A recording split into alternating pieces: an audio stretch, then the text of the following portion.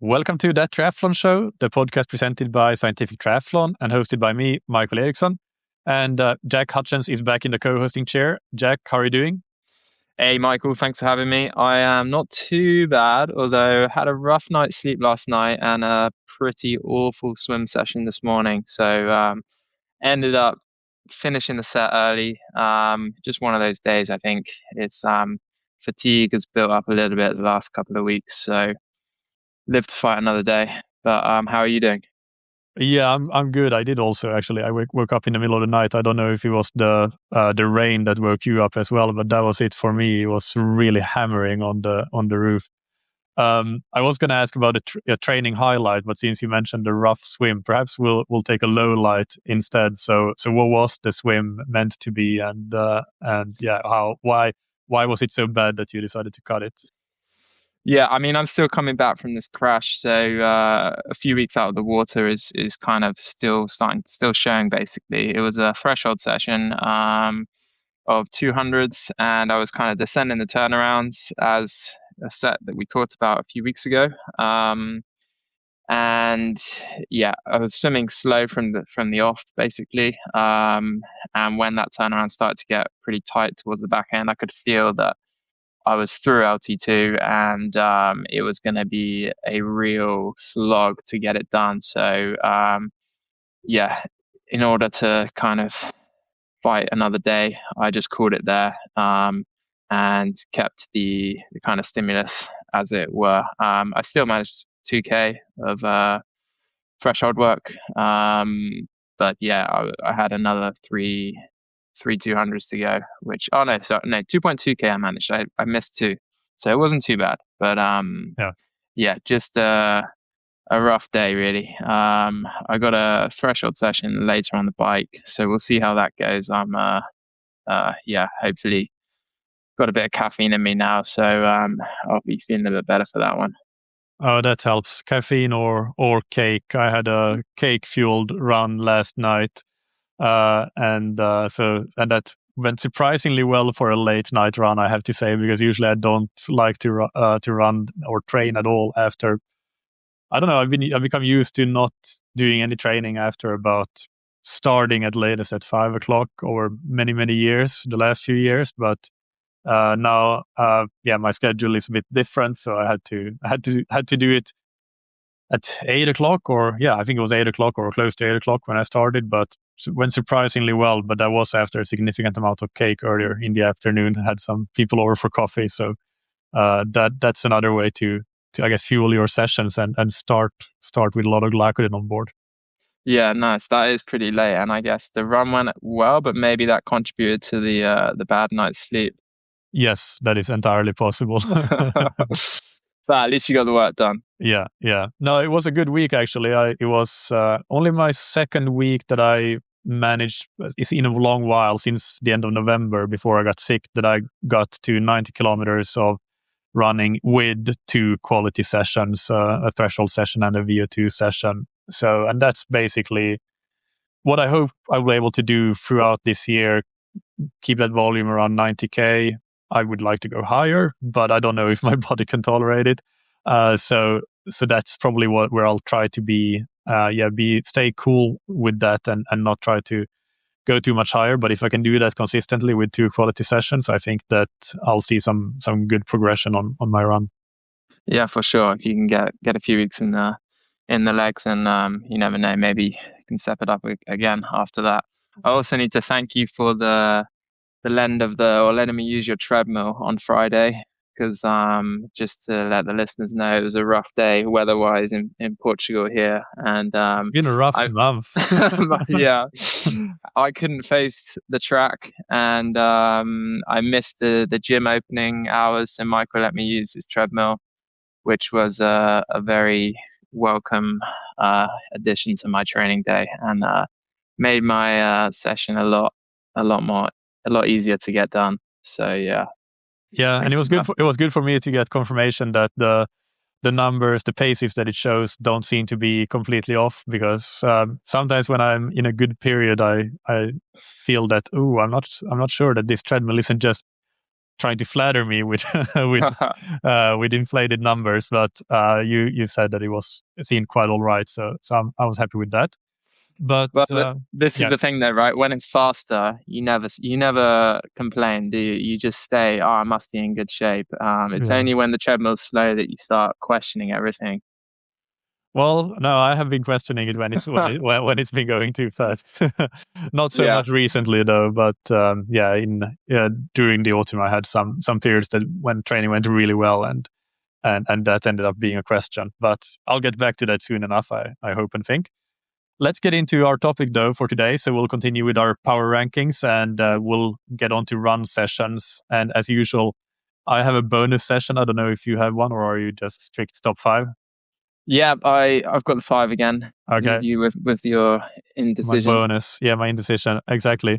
So my bonus session here, or number 6 on the list, is a marathon specific session, and it's over unders. So I would normally do a prescribe 3 to 5 rounds of 5 kilometers, and these are like rolling continuous 5 kilometers, as 1 kilometer at 10 seconds faster than marathon pace, or in mile it would be around 15 seconds faster.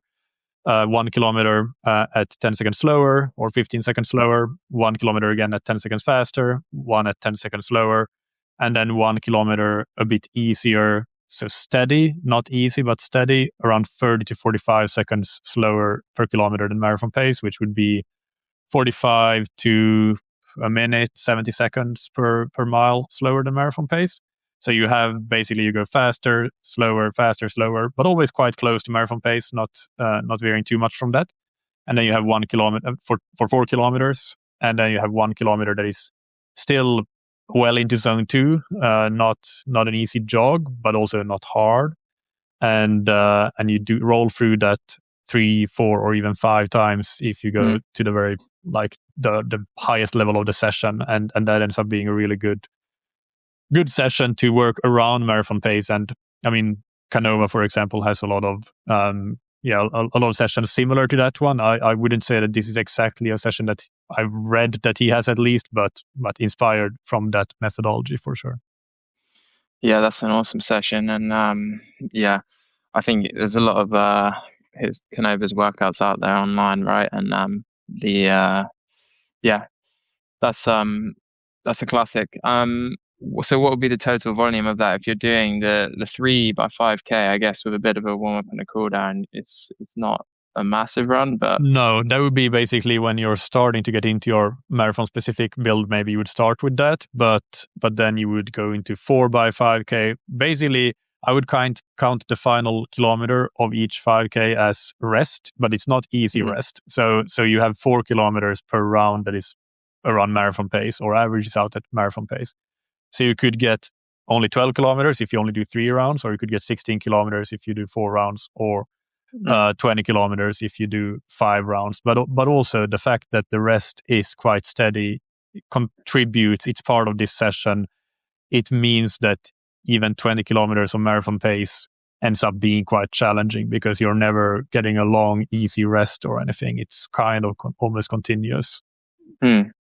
Yeah, and I mean, would you have this as kind of the last block going into the marathon, or would you have that from base period out as well? It would be in the final. It would be in the specific period, which might depend on. It depends on the periodization of the athlete and the athlete's familiarity with the marathon. But for a marathon, I would like to have, let's say, 12 weeks of pretty much focusing on building up the specific sessions. So from there on, it would definitely be featured. But I like to roll through this session and a couple of other marathon specific sessions. One that is basically just marathon pace, and then one that may or may not make an appearance later on my list. So we might hear more about that. Yeah, nice. No, I use very very similar approach, similar sessions. I think the thing with the marathon pace workout is people get a little bit carried away with wanting to run 100% of their marathon pace all the time, right? For these kind of sessions to almost confirm fitness, but it's having it shuttling kind of a bit above and a bit below, and sprinkled in like that is a lot more manageable in terms of consistency to back it up with other workouts within the week. Yeah, it's also about not putting all your eggs in one basket. It's almost like I don't want the athlete to get too slow from the marathon training. So even though it's definitely not speed work by any means to go 10 seconds faster marathon pace, at least you're making sure that you're touching on slightly faster work there. And then, I mean, coming back to the Canova terminology, his premise, I guess, is that you basically want to become really good at utilizing lactate. So you would build up a little bit more lactate when you go faster, and then you would teach the body to utilize that lactate in the slower, the under marathon pace in terms of, or let's say slower than marathon pace segments. So that's the physiological theory. And to be honest, I don't care so much for the physiological theory here, but I think that it's worth it to not just run steady all the time. It can for sure be easier if nothing else mentally, but it's also about having slightly different stimulus, giving a different challenge to your body, and not just because otherwise it just gets used to the same thing and it stops adapting almost. So that's why I like having a rotating cast of a few different types of sessions that are all variations on a theme, but those slight differences I think helps keep the stimulus a bit better, almost. Yeah, no, I agree. I guess the ability of the athlete would change the physiology of that type, that kind of change the focus, right? A lot. If you're running a bit of a slower marathon, you're not going to be up around those kind of lactate shuttling clearance levels. That's absolutely true. And then it's also a bit more about maybe learning how to pace and so on. And to be honest, I would maybe be less likely to use this session if somebody's training for a 4-hour marathon or something like that. Or I think maybe 3.5 is where I would start to see more value in adding a session like this. And certainly when you're getting to 3 hours and below faster, then it becomes more and more valuable. But yeah, at the slightly slower marathons, yeah, maybe less useful. I would definitely admit that might be the case. Yeah, no, I agreed. All right, so I'll go into my number 5. I mean, the order for mine, it's a bit up in the air. Honestly, it's hard to pin it down. But starting off with some classic hill reps, we got 12 by 1 minute. I guess this is a VO2 max workout. And for this one, you want to find a hill around 5 to 8% gradient. You want it to be steep enough that you can feel the extra force and knee drive required, but not so steep that you're not able to run fast with good mechanics. So I guess the gradient will change a little based on your level. It's also better if the gradient is consistent, so you can find a good rhythm and you're not having to change your pace up halfway up the hill. So execution wise, 1 minute up the hill, around about RP 8 to 9 out of 10. Jog back recovery. Try not to walk. You want to keep the heart rate up, and the recovery should take about 115 to 130, depending on the gradient. And yeah, as I said, you want to focus on good form, arm drive, knee drive, relax, kind of still torso. You can break the session up into 2 blocks, especially for more anaerobic athletes where the lactate probably builds up quite a lot quite quickly. But the recovery should be active, so it kind of allows that partial clearance without fully dropping the heart rate, and it keeps it as a good kind of VO2 max aerobic stimulus across the session. Yeah, no, like I said, that's a classic. I really like that. And what sort of grade would you recommend if people are looking for, if you have many options for hills, which grade would you choose ideally? I said 5 to 8%, which I guess is quite a big range. Probably lean more towards the 5 there. But yeah, it's kind of also just make the best of what you've got. But yeah, if you're spoiled for choice, then probably that 5 to 6 maybe. Yeah. But, yeah. Yeah. Would you progress the session? Would you do more than 12 or? Yeah, maybe slightly. I have progressed the session for sure up to 15, but I don't think it's super necessary, honestly. It's already a quite decent volume at this intensity. And if we're looking at the objectives and what we want out of it, I don't think we necessarily need to go much longer. Yeah. Do you agree with that? Yeah, it depends on what the stimulus is. Maybe if the stimulus is pure VO2 max, then I would want to go a bit longer. But I think with hill reps, or at least how I think about them, a lot of it is also about maybe more like it's partly about economy. It's about getting the muscles to fire really well, working on form, like you said, and it gives you a lot of good option. It facilitates that for you when you're running uphill versus versus on the flat. So I think there are other aspects of it, and there are maybe slightly different fatigue factors as well. So I do tend to agree that I would probably do slightly less volume than I would do with a classic flat VO2 max session. It depends on what the focus is. If I really want to focus on VO2 max, I would go a bit longer. But yeah, I think I would use this as a bit of a mixed session with also working on form and yeah, for sure, muscular power and so on. For sure, I guess. I mean, the difference is with a flat VO2 max session is that you can have the shorter static recovery in order to keep that heart rate up. With this, I think, as I said, you wouldn't want to walk back recovery. You want to kind of keep it as a moderate jog. So overall, the body is still 24 minutes at that kind of intensity, right? Like 24 minimum. That's if you're coming out quite fast. It's still it's a long period of time to be at this intensity, I guess. Yeah. If you do the recoveries properly active, then that makes sense. Which leads me nicely to my number 5, which is a fartlek session. And it has some recency bias to it, to be honest. Very few of my athletes have seen it yet, but I have been experimenting with it personally, and I really like this session, I have to say. So my goal was I wanted to do some VO2 work, and not just hill reps, because that's something that I definitely do. That's what I did yesterday. My evening session was a VO2 hill rep on the treadmill though. But I wanted to be able to do some faster running, but not so fast that I risk injury, which I had some niggles and always had to manage that a bit. So I wanted to use a kind of fartlek type session where the active recoveries mean that you keep that oxygen uptake quite high without necessarily having to go super fast in the intervals themselves.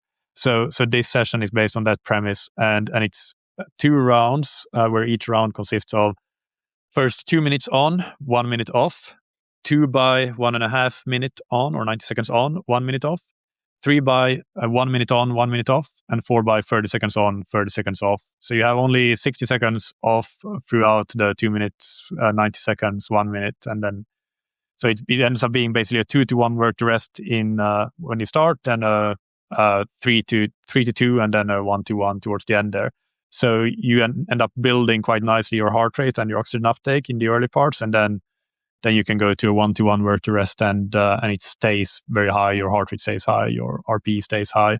But because the recoveries are active, they should be like a jog, but not a plod. So to give my example, I would generally run them at about 5 minutes per kilometer or 8 minutes per mile. But then my ons would be between 310 to 320, so around 5K pace, maybe working towards 3K pace if I progress a bit in the second round, which I would say that I would approach it in that way. Try to do the first round in a way that you know that you can do it, and then if you feel good, then progress it in the second round. 5 minutes easy jogging between the 2 rounds. So that gives you 20 minutes total of on work. And each round ends up being about, I haven't done the math here, but I think it's 16, 17 minutes that each round is, including the active recoveries. And the pace, the effort should be about 5K pace. 5K pace or slightly faster. And the off, like I said, an easy jog, but not a plod. So that's the session. Love that session. I definitely use it myself or very similar versions. And I like the descending rep duration as well, so you can really hold that form as the fatigue builds. Yeah. Yeah, I don't really have anything to add. All right. Let's maybe go into our sponsor break here for Precision Fuel and Hydration. Precision Fuel and Hydration create carbohydrate products and electrolytes, and they are available at Ironman races globally. They are the hydration partner of Ironman, and they will be at basically any Ironman race that you will go to. So I would encourage listeners, if you haven't already, go to precisionfuelhydration.com. They have a fuel and hydration planner. It allows you to basically find for your race, for your speed, and so on, your optimal carbohydrate intake and fluid intake, sodium intake. But it doesn't just account for you as an athlete and your speeds and so on and the weather, but it actually takes the course into account. So you can choose there from a number of courses across the world, including many of the Ironman races, that this is the race I'm doing. And then it pre-populates basically a lot of the information with weather data, how long the bike might take, if it's a hilly bike, all of that sort of thing. So that's a super good tool. And it can, I think at the very least, it's a very good starting point, and you can try to use some of that advice in training and then adjust from there. Very underutilized, I think, still, even though it's right there in the top part of the website. So check out the Fuel Hydration Planner. And if you want to buy any of their products, use the code That Triathlon Show 26. Sorry, is that the code? Remind me, Jack, what is the code? TTS 2026. That is the correct code. So that's the code that you should use to get 15% off your first order. I didn't know about that feature. That's awesome. Yeah. It's been around for a while, but now it's very much extended with them being the global partner of Ironman. Nice. I knew about the planner, but I didn't know it had the course specifics in there. That's awesome. Nice. All right. Mine, session number 4 then. Yep. So this is a kind of LT2 threshold progression session. So the structure is 2 sets of 3K, 2K, 1K with short recovery between the 3K, or after the 3K and after the 2K, and a full recovery between sets. So the intensity we want to kind of build from just below LT2 for the 3K. The 2K is around about LT2 or around about threshold, and then the 1K is just above. So the purpose of this compared to more of a classic LT2 session, which I do have later on in my my rankings, is that we get a little bit more shuttling in between the 2 sets there, rather than just riding and at kind of maximum lactate steady state. And it's to be used a little bit more sparingly than a classic threshold session, just because of the demand. And I typically like it in more of the kind of build phase, as after a decent base, and we've got quite a bit of threshold or more classic threshold work under our belt. And yeah, it's also looking at durability a little bit there, as we are descending the pace through the set. So yeah, that's my LT2 progression session. That sounds like a session that would be really good to do when you're building towards a 10K or a half marathon. It would be quite specific for both of those distances in its own way, right? Oh, sorry. Yeah, no, for sure. I guess, yeah, within the context of triathlon, it's probably more of an elite specific session. But yeah, I mean, physiologically speaking, I think it has a place in most people's plans. But yeah, no, you're right. It's definitely a nice kind of 10K specific session there as well. Yeah. No, that's good. And I think just a general point about using slight variations of paces, it seems like we have both already had sessions on our lists with that. And I think that's quite useful in running, because in cycling we get a lot of that naturally through terrain and even through cycling in groups, for those that do that sort of thing. In running, it's a little bit more easy to just for a lot of people to just get stuck in one or a few different paces, and I think it can be quite useful to have some sessions in the rotation that make you do some more variations of pace, and because again, like I said, with my session that varied paces, I think that's a different stimulus to the body than just one pure pace the whole time, even though those sessions also absolutely have their purpose. My number 4 is a hill rep session. This one is treadmill specific, unless you have a very long hill and somebody to come and get you from the top of the hill. It's 4 to 6 by 8 minutes at a tempo effort. So I would call that RPE 6 out of 10, zone 3 marathon effort, 85% of heart rate max, or thereabouts, on a 5 to 10% grade on a treadmill, like I said, with I tend to use a 3-to-1 work to rest ratio here, which would mean 2 minutes and 40 seconds easy jog at 0% grade as recovery. So I would try to build up to 6 by 8 for faster runners, but for a lot of runners, even if you just do 4 by 8, that's in itself a pretty good session, because especially if you build up the grade to 10%, that's going to be quite a different stimulus than doing 4 by 8 minutes at tempo, but just on the flat. And I think this is a particularly good session for triathletes, because triathlon, I think, much more so than running, is really strength-based. It's about running not fast, but running well under fatigue, and really being able to tolerate that fatigue. And I think that's what this session does. It helps you build up the muscular endurance and fatigue resistance that is really going to be beneficial, especially in half and full distance triathlon. So this is a session that I might use less with pure runners, but definitely with triathletes, I find it very good. And you can do non-treadmill versions. I've done non-treadmill versions where I just try to get to between 30 and 40 minutes worth of work on a 3-minute hill. Just go up 3 minutes, come down at a pretty active recovery. It takes quite a long time though, because it ends up being more of a 1-to-1 work to rest. So that ends up being a long run, pretty much. But it definitely works. And I think that session has also, I've had lots of success with that kind of session as well, outdoors. Yeah, I love this one. I'm yet to try have a go at running up a mountain like that, but I've always wanted to after seeing the Norwegian boys do it on a regular basis. And yeah, I think the run up and down the same climb works really well as well. I've also had a lot of success personally and with athletes with that session. So I guess I would add, I mean, I have done a block of this session on a treadmill, and I actually got a bit of a knee injury off the back of it.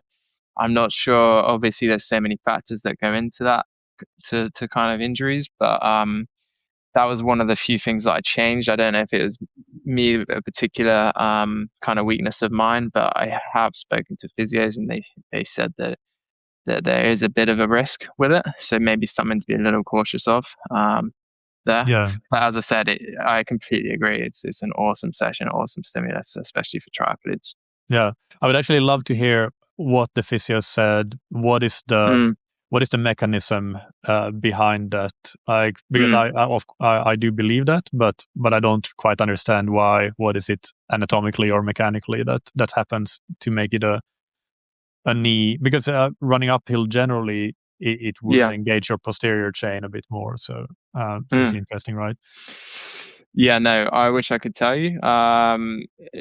Something to do with the belt and the angle, and but but I guess it kind of leads on nicely to my number 3, because I've got a classic threshold Norwegian style heavy intensity zone 3 type session, but on the flat. So conversely to my last threshold progression session, where we're kind of going through that LT2, this is where we're riding that line.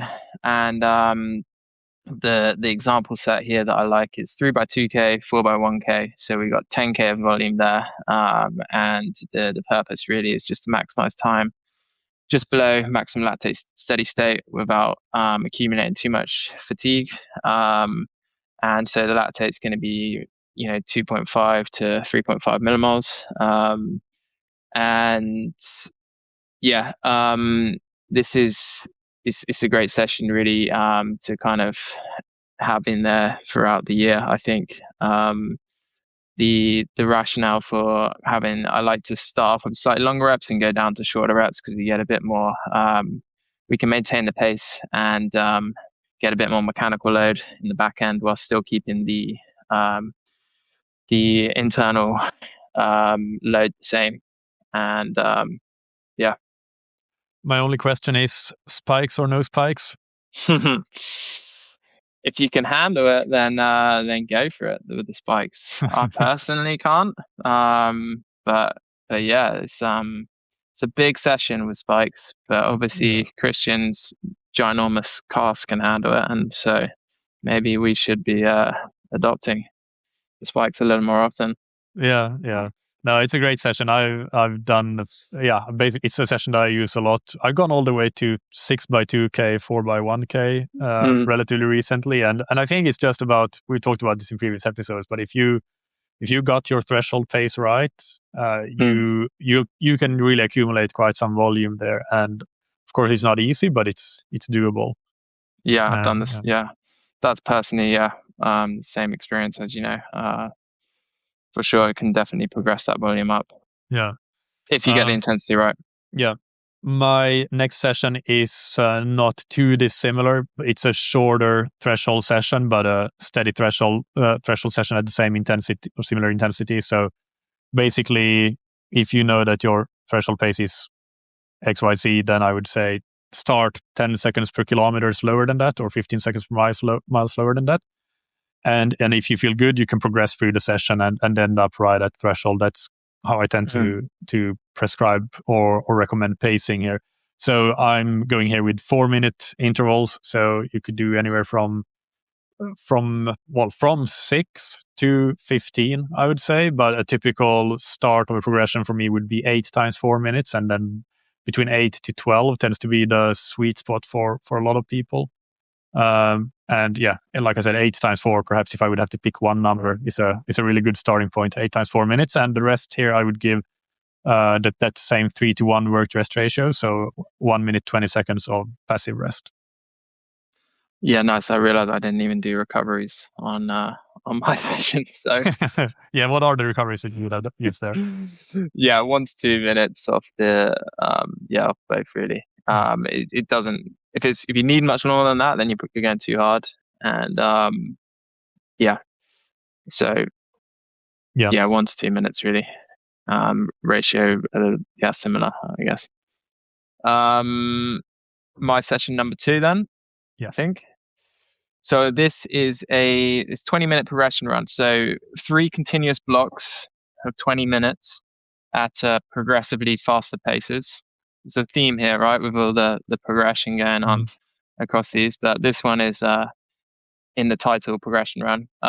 So in terms of pacing, you want to work backwards from the last 20 minutes, which should be about 10 to 15 seconds slower per 10 to 15 seconds per kilometer slower than your second threshold, your LT2 pace. And then each of the blocks before that should be another 10 to 15 seconds slower. So the example is for someone with a threshold pace of about 4 minutes per K, then the first block of 20 would be about 440 per K, the second block 425, and the third block 410 per K. And the RPEs should be about RPE 5 and 6 and 7 for each of those 20-minute blocks. And this is quite tough. I guess a bit more of you would want to progress up to this as well. So I'd probably start off with more like 3x15-minute blocks, or 20-minute, 15-minute, 10-minute, and then increase up to 3x20. The first block should be below LT1. If you're a very anaerobic athlete, then you might have to be even easier for this first block. And if that is the case, then maybe this session isn't the best for you. But again, as we've talked about, these progression kind of sessions is great for durability in triathlon and these longer road races where you're having to run fast under fatigue. And to make this a really, really specific kind of 10K or half marathon session, you can progress through LT2 for the last block, but that is a real kind of race simulation type session, and you want to use that quite sparingly. But yeah, this is one of my favorite sessions. Yeah, I really like that. I've done lots of similar sessions like that. Actually, as you were talking, I was thinking that that's the session I should have put as my bonus session, perhaps, or even put it on top 5. I've basically, the session that I remember the most vividly that I've done a lot is progressed by 3Ks, a long run, all the way up to 32 kilometers, and every 3K you progress by, I can't remember now, this was when I was coached by David Tilbury Davis, so it's one of his sessions, but maybe we progressed by 10 seconds every block. But because you get 10 blocks within a 30-kilometer run, you start with a really easy warm-up, but then you end up right at LT2, and I would always probably go a bit too far there and finish a bit faster than LT2. Which, that's a brutal session. It is brutal, but yeah, this was during the lockdown period, actually, that I was doing this session. So I was just really absorbing training well, because there was nothing else to do other than work and train, and this session worked really well. But yeah, it's a hard one. It's very brutal. But yeah, I like that progression. That being said, I remember vividly an interview that I did many years ago with Jason Coop from Carmichael Training Systems.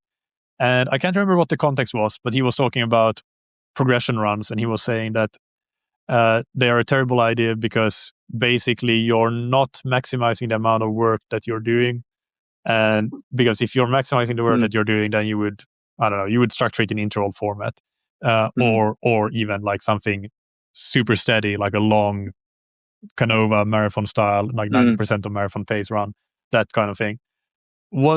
And I don't know, anecdotally, I don't agree with that. I think progression runs work really well, but what would you say to that argument? I mean, yeah, I agree that it's not the way to most efficiently get time at a set intensity, right? Because you're having to almost waste time going through the progression, but that in its nature makes it why that's its strength as well, right? So you can have this I like to have this earlier in the base phase where you're not ready to hit these big kind of more tempo type sessions where we're riding straight up to whatever intensity and holding it. So this is a nice way to kind of have that introduction, see where you're at, and if you keep it controlled, then it shouldn't be super tough. As long as because I mean, you're still, for that last 20 minutes, you're still 10 to 15 seconds below LT2, right? So where am I going with this? I like that. It's a tool in the periodization toolbox where you use it as a bridge to doing more work at a certain intensity. Yeah, that makes total sense. Yeah, I mean, the other thing I was going to say is if we look anecdotally at every elite runner is doing this session type as well, right? Yeah. In triathlon and running. So yeah, I agree. Maybe looking at it from a sports scientist perspective, but the sports scientists don't know as well as what everyone is doing at the top of the sport. So I think also it's just for me, and this is the theme a little bit, right, is people go too hard on the run when they're trying to execute those session types that he was describing. So this is a nice way to really make sure that we're getting those more general kind of aerobic, mitochondrial kind of type 1 type adaptations without overshooting things if we were to just try and hit a tempo runner off the bat, because people are more comfortable, I think, starting out a run more slowly when they know they're progressing through, right? Whereas if you say, I want you to hold this intensity, then they're right, well, my intensity is at that, so I'm going to go out at it. And if they overcook it from the beginning, then they're not getting any of that initial adaptation, right? Yeah, and I guess another argument for doing a progression like this is that if the one of the goals or the main goals of the session is that you want to, at the end of a reasonably long run, you want to do a 20-minute block at that kind of relatively close to LT2 type intensity, then what is the best way to achieve that? Well, the best way to achieve that might be to do it as a progression run, because if you don't prescribe anything, maybe depending on the athlete, they might go too hard. Or if you prescribe something that's a bit more close to that intensity earlier on, then that might also be too much for the athlete to achieve that final block that you're looking for. And I think a good analogy that a lot of people would be familiar with is the red mist session in swimming, where you do 4x400 at basically 4 seconds slower than your critical speed or your swimming threshold. Then you do 3x400, then you do 2x400, then you do 1x400. The 1x400 is still 1 second slower than your critical speed, which should be very doable. But when you do it as the final of 10 400s, it's close to an all-out effort at that point. But if you have managed that progression well and you didn't go too hard in those earlier steps, then you are able to do it. You need to have a good, reasonable base endurance, of course, because it's a long session. 4K of work on the swim for most people is quite long, but still, yeah, I think that's a way the progression is a way to manage and make sure that you can achieve at the end of a big set and at the end of accumulating a lot of work, you can still achieve good quality, I guess. Yeah, for sure. And it's also, it kind of protects people when they're having a bad day a little bit as well, right? Because that may work in theory on a good day, but we all know that that's not happening. If I tried to do that session today, even if I got the pacing bang on at the beginning for where I know my threshold is at the moment, I would have kind of still failed that session, right? So it kind of catches to that. And I guess this all goes back to the kind of art of coaching versus science, right? Yeah. And how it's not as simple as maybe it seems.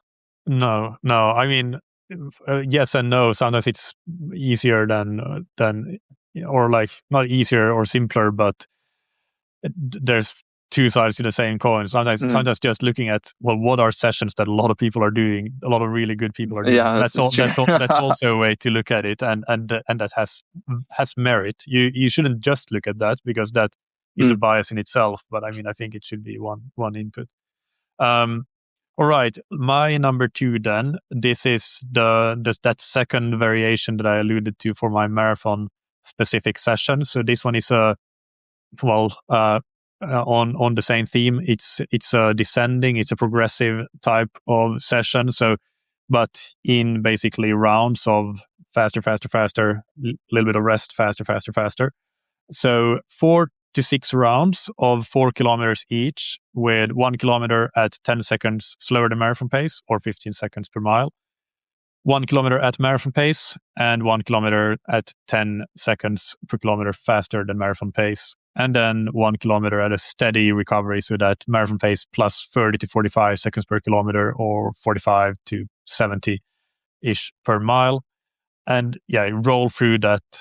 If you roll through that 4 times, then you end up with 16 kilometers total, or 12 kilometers of work. If you roll through it 6 times, then you end up with 24 kilometers for the whole set, or 18 kilometers of work.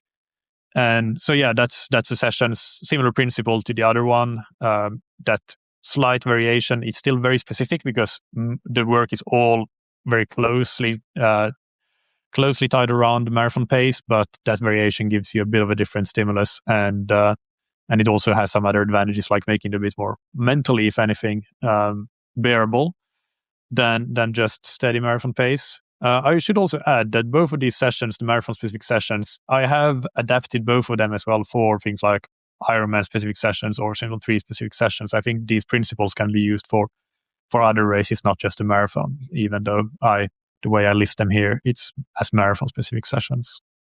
How would you adapt them for Ironman-specific? For Ironman-specific, I would probably do I would do slightly longer blocks, because the pace is easier. So might do fewer rounds, but the blocks themselves might be not 1 kilometer, they might be 2 or even 3 kilometers. And it might also be that the block that is slower than Ironman pace is shorter. So it might be 1 kilometer slower than Ironman pace, 2 kilometers at Ironman pace, and 3 kilometers faster. Because Ironman pace for most people isn't a very fast pace. This depends. Like, this would be a bit different if you're coaching Patrick Lange or somebody like that. But for most age groupers, where it isn't that hard, I would adapt it a bit like that. For a half marathon, to be honest, it would be quite similar to the marathon, because the pace of a 7:03 for most age groupers tends to be, or for a lot of age groupers, is similar to marathon pace. So it could be quite similar, but I wouldn't go to 6x4 kilometers, because that's longer than a half marathon. So you would maybe stick to 45 there, and that's basically how I would do it. Yeah, nice. No, I use something similar. So session number 1 for me, if I go for it. Yeah, go for it. So this is the Kenyan style fartlek.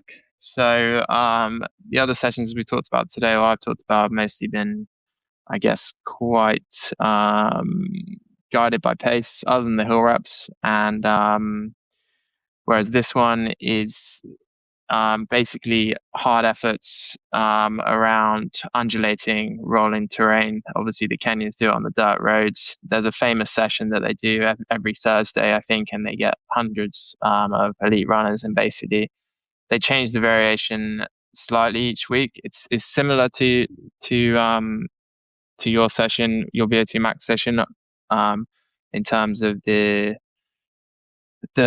kind of ratios, but the intensity, I guess, is a little bit lower, and the volume is a little bit higher. So it's more of a kind of fractional utilization, lactate clearance type session, rather than a more pure VO2 type session. So the most common format they do is 1 minute on, 1 minute off, kind of 20 times or so, or 2 minutes on, 1 minute off, or they do pyramids where they do 1 minute on, 1 minute off, 2 minute on, 1 minute off, 3 minute on, 1 minute off, and go back down. The hard efforts are around kind of half marathon, 10K to half marathon pace, and the recovery is a little bit slower than marathon pace, so it's not super slow, super easy. And as I said, not looking at pace, even though I've just said about the kind of effort level, it's not, the pace wouldn't relate to those distances. It's effort, so it's done by feel. And yeah, you kind of basically, it's good if you can do mimic the Kenyans and find a group of similar level guys, and you just get out onto some rolling country roads or something, agree on the ratio, the format, and then you just hit it out for 40 to 50 minutes. That's 40 to 50 minutes, including the on, including and the and off. Yeah, exactly. Yeah. No, that's really good. To be honest, I haven't really done that session. I've done some similar sessions, but where the offs are more, let's say, easy jogging. So I have never really tried that session as it is prescribed, but I'm definitely curious and keen. It does sound really amazing, and especially when you do it in a group. Yeah, I mean, I did a camp in Kenya, and I didn't actually attend the session because I had a plan when I was going out there, and that was my biggest regret, is sticking to the plan. So I wish I just made the most of it and joined in a couple of these sessions. Yeah, I guess that's the theme of the last session, is to just get involved with what you have. If you got a group that are doing some random hit out, just get involved. Doesn't need to overcomplicate it. Run hard over some hills, and you get yeah. I love that. Yeah, that's a good message. My number 1 is very similar to your number 2 or number 3, your long threshold, the 2Ks and 1Ks. So mine is long threshold reps. I went with 8-minute reps here. So 4 to 8 by 8 minutes. 4 by 8 will already be a good session for a lot of people. But if you're at the pointy end, you can build up to certainly to 8 by 8 minutes. And the rests here would be that 3-to-1 work rest ratio is what I would go for. So 240. And because that's a longer rest, it would no longer be passive in my book, but it would be an easy active rest. So easy jog rest there. and the pace would be starting at 10 seconds per kilometer slower than threshold, or 15 seconds per mile slower than threshold, and building up if you can towards the end or through the session, and or if not, then just staying there the whole session is already a very, very good session. So that's it. Accumulate a lot of time at fairly long threshold intervals, and yeah. Nice, love that. No, as you said, I already have that one in there. So yeah, good choice. So actually, before we go to upvote and downvote, I was thinking about this when I was doing my list about differences and similarities between this list and the bike and the run. And I think, at least for me, one clear difference that stood out was that my swim and bike lists had a bit more focus on VO2 sessions. And yeah, I had my Fartlek here on number 5. But on the run, especially in a triathlon context, I tend to maybe use that a bit less, or I do tend to use that less on the run, because you can get a lot of stimulus on the swim and the bike for a VO2. It's not fully transferable. It's partially transferable. So you still need to do some on the run, I think. But I would consider it a bit less important. And also because the run comes last in a triathlon. So you're always going to be a bit more, it's more about running strong under fatigue. So that takes precedence on my list. But then the similarities to my swim, and especially to my bike, is those sort of kind of longer or threshold sets in general.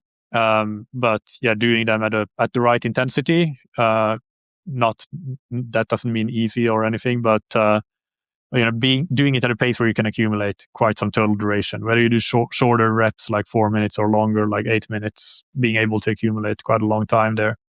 And that's something that I had similarly with the bike. I'm not sure if I explained that really fully when we did our bike episode, but that's definitely the intention, that you should be able to go all the way up to 1 hour's worth of threshold work if you're more of an advanced athlete.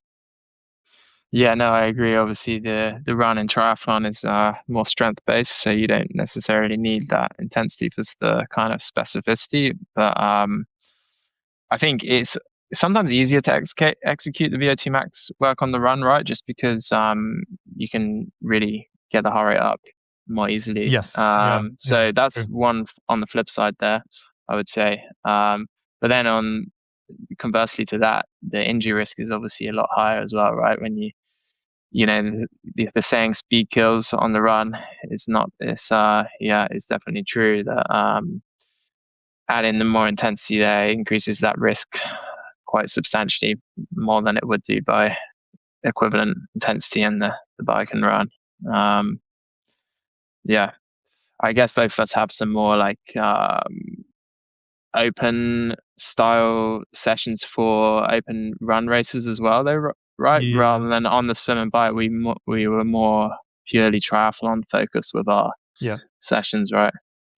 Pretty much, yeah, pretty much. I guess another thing is that at least on the bike, we had some sessions that were not on the swim as well. Like you had your bands on the bike. I had my sprints that are not necessarily, what we would see in a tight box. We wouldn't see those as sessions, right?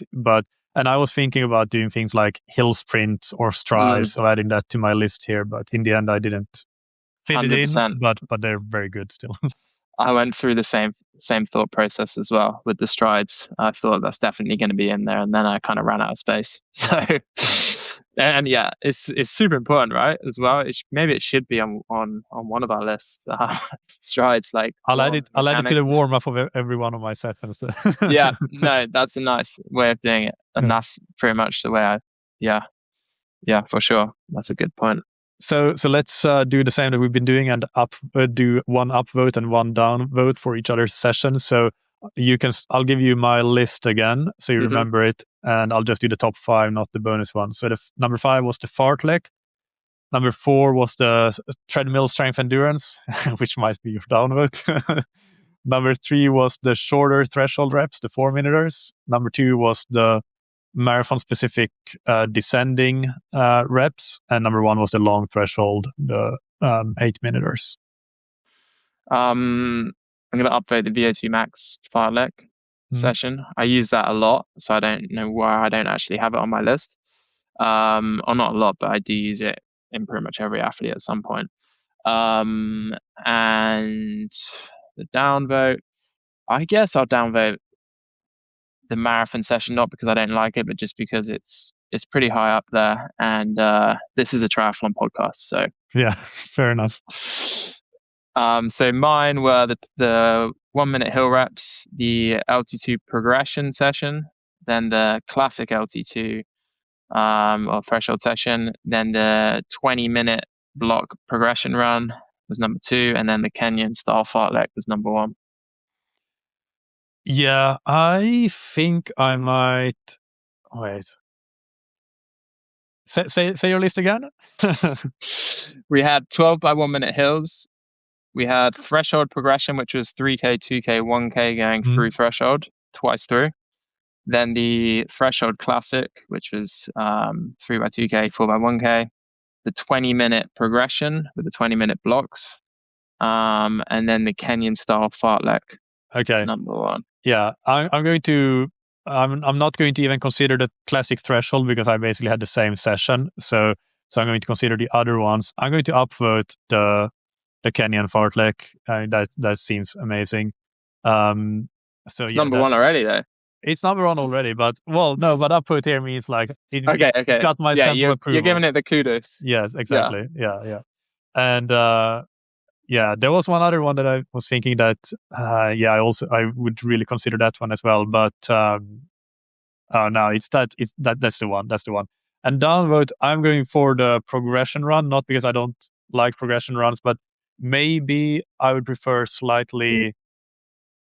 I don't know. I don't know the 3 20-minute blocks. I might just modify that slightly. Either do some shorter blocks, or maybe even do some shorter blocks and work through more paces. I guess would be maybe my small preference. But that being said, I use something quite similar to that for things like for Ironman. Using something like that works quite well when you want to accumulate a lot of time, and maybe even going through that twice. But that's not the exact session that you said. So yeah, I'll download that. That's maybe the one I would be the least likely to prescribe. Nice. Cool. Right. I also had one other thing that I wanted to touch on here, since we're talking about running. You could call it a public service announcement. It's about run pace percentages. So for listeners that are using Training Peaks, for example, or other platforms, you might be familiar with how you can build your workouts in a workout builder, and you have your threshold set in the settings, and then you set, I want to do these intervals at 90% or this easy run at 70%, whatever it might be. But then there's also, and then you just set it and you get the numbers, it spits out your paces, and that's all fine and dandy. And then there's also the fact that people have maybe read about Canova style training that we touched on, which is very heavily using percentages of marathon pace as a basis. We also talked a lot about that with John Davis, who was a very popular guest in episodes last year, more about marathon training and running in general. The thing that I wanted to talk about is that those two versions of using percentages of run paces and speeds are fundamentally different, or not fundamentally different, but they're different, because what Training Peaks does, and I think other platforms as well, but I haven't verified that, is that they convert the pace that you have as your starting point, usually your threshold pace, to a speed. So if your threshold is 5 minutes per kilometer, which is 8 minutes per mile, it will convert that to kilometers an hour or miles per hour. So in this case, it would be 12 kilometers an hour. And if you set 90% of that, it would calculate 90% of 12, which would be 10.8 kilometers an hour. Then it would take that 10.8 kilometers an hour, convert it back to pace, which would be 5:33 per kilometer. But with Canova, it doesn't do this conversion to speed. It just takes pace. So 5 minutes per kilometer is 300 seconds per kilometer. So you would take 10% of that, 30. You'd subtract or add those 30 seconds, because basically 90% means 10% slower in that terminology. So you would add 30 seconds and you would get 5:30. So okay, 5:30, 5:33, not a big difference. But if we're looking at 70% or 80%, which you might do for 70% for easy endurance, 80% for more steady endurance, then these differences can be very big. For example, 70% of 5 minutes per kilometer would be 6 minutes 30 per kilometer in Canova's system, in a pace-based system, but it would be 7:08 per kilometer when you use Training Peaks or a speed-based system. So there, the differences are suddenly huge. So I just wanted to raise that, because even when I was preparing this episode, I was thinking about, should I give these, instead of giving plus 10 seconds, plus 15 seconds per mile, should I give percentages? And I was like looking at the calculators and things like that. And I was like, well, actually, then I need to explain which calculator, and it might not be very clear to a lot of people that there are differences whether you use pace or speed. So instead, I chose to go with just pure adding and subtracting a certain number of seconds. But I think it's maybe something that can be good for people to be aware of. I don't think it's fundamentally that important, because when you're running easy, let's say 70%, you don't really need to think about it as a percentage. You're just running easy. And when you get to those faster speeds, 90%, 100%, 110%, the differences are not very big, as we saw in that example, but they're still there. So it does matter a bit. And I think it's good to know that there are differences here. Some very, very good point. And I'm sure a lot of people aren't aware of those different methods of calculation, honestly. Yeah. I mean, I'm not the biggest fan of the whole percentage staying on Training Peaks across the board, to be honest, because I guess it's good for those, coaches when you're just copy and pasting sessions across multiple different athletes and you have your thresholds there. So then it, in theory, individualizes the intensity, right? But we obviously know that there's a lot more that goes into that. You have different profiles of athletes and different, and different kind of outcomes. So the fact that you can't just put in the paces that you want in the workout builder is frustrating for me. And this just adds another level of complication to that. Yeah, I mean, the way that I've done it is that I've because I use Training Peaks for my coaching, I've chosen to use that as my method of percentage. So even in the calculators for the training plans that I have, for example, they are aligned with the Training Peaks methodology, of course, in terms of how they are to be used, or the ready-made training plans use that kind of system so that it also works for the user. But what was I going to say? About those paces, I think as well, I think it similarly to how those two different systems work quite well in when you're kind of close to threshold. I think it's kind of the same in a lot of workouts when you're up to threshold and relatively close, but it's at the extremes. Well, not necessarily extreme, but as soon as you go above threshold, I think there are definite differences that some people can go quite far above threshold for, let's say, their 800s on the track, and some people are just barely above threshold. And when you go to the other extreme, your easy running, your endurance running, some people might need to run it. And this is especially true if you are a 2-hour 20-minute marathoner or 2-hour 10-minute marathoner, then your percentage at your easy running is normally going to be quite a lot lower than somebody who's a 3-hour 30 or 4-hour marathoner. You might be running at 60% if you're a 2-hour 10 or 2-hour 20 marathoner, and 75%, and it feels equally easy. And it might even be correct in terms of you're still well below LT1 and all of that, but it's just biomechanically, it's completely different for somebody who's very fast to run at 75%, which should be easy, but it's not really easy when you're that fast. 100%. And this is why I hate the whole zone 2 talk as well, right? Because you have elite athletes, or the zone 2 is actually quite hard mechanically, and in theory, metabolically they're in zone 2, but you're not going to be. I mean, it's hard metabolically as well when you're that fast. Sure. Calculate just the amount of energy that you go through. It's super substantial. I mean, well above 1,000 calories per hour for for sure, strong athletes, well above. But that does remind me, actually, and this is something we can talk about later, but that would be good to do an episode about, because I was thinking about this yesterday, actually. What are the different, let's say, heuristics that we use for especially for the two, like the fast twitch and slow twitch phenotype of athlete. That's quite an interesting topic. I tend to ask this question a fair bit in interviews or about athlete profiling and how that's used. And I find it fascinating. So it would be good, I think, for us to have that as an episode. We have a few others that we already have on the list, of course, but maybe that's something to put a pin in and have as a future episode on our list. Let's do it. Watch this space, guys. Yes, do that. All right. Well, let's start to log off for today. So show notes as usual. You can find them on scientifictriathlon.com. And I will have an interview next week with Chris Johnson, a very good physiotherapist. So that I'm sure a lot of people have already heard of. He's doing some really great content as well. So actually, if you have questions for that, you will just about have time to get them in if you get them in on the day that this episode is released, and listener questions, that is.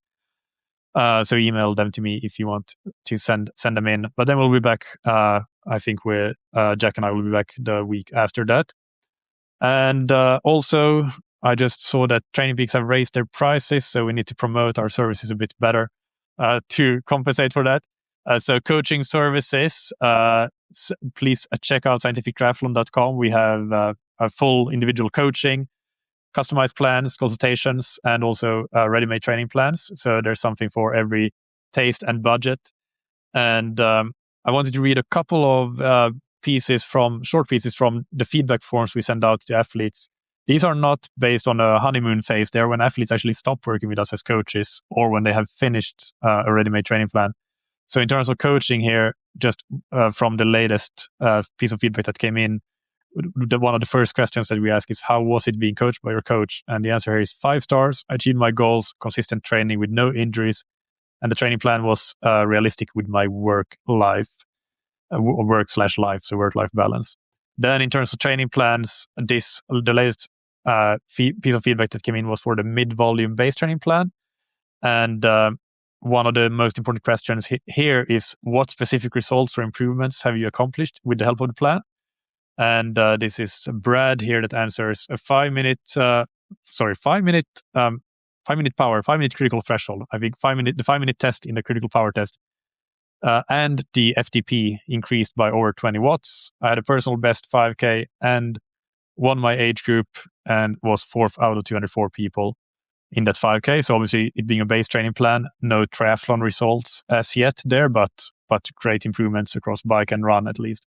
And I also want to say that, the first one was from Fabian. I didn't mention the name, but I say it now because I made a note to myself that next time I need to look for some responses from women, because we do coach a lot of women as well. So I want to just mention that it's not just for guys. So have a look on scientifictriathlon.com if you want more information, and you can email me and if you have any questions or want to learn more, or maybe sign up for coaching or any of the other services that we have. That's it. Thank you as always for listening. Keep training smart and keep loving triathlon.